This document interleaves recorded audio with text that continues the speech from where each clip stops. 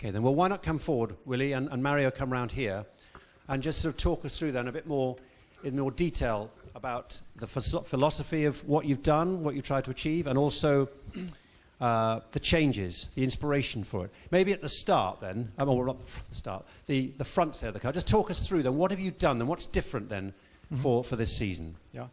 To achieve the target of having a more stable, more forgiving car, there are two sides. One is the aerodynamic. Basically, the target was to have a very stable aerodynamic during cornering, not losing downforce during cornering or just a minimum of downforce. On the mechanical side, the target was to have good feedback and also to improve the grip level, the mechanical grip of the car. Let's start with the aerodynamic. The most obvious part, which is different to the F107, is the front wing. It's quite a massive front wing. But with this front wing, we achieve that the cars are less sensitive to steering, to cornering, to side wind. When we go further back, the turning wing area, that's all optimized overall to have higher downforce, level for the same drag. That means aerodynamic efficiency is always one of the main issues which have to be improved on a car to be quicker.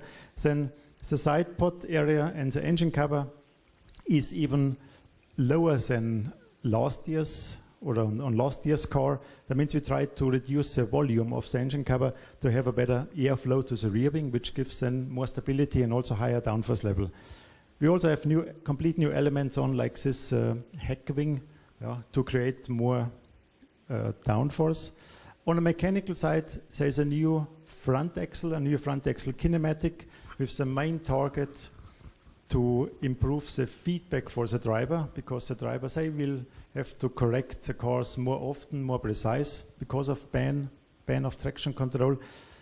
And also the rear suspension is also a complete new development. And here we try to maximize the grip, we maximize the potential of the tires, and also to take away the peakiness of the handling. Basically, if the car is a bit unstable, that the driver doesn't lose the car, that it's easier to control it and bring it back on track. In terms of the ECU, the standard ECU, what sort of changes is that then to the chassis? Yeah, with the standard ECU, traction control is banned, and also the engine braking control. That means overall what last year's electronic was doing, basically to running perfectly on the limit of the tires, now the driver has to do.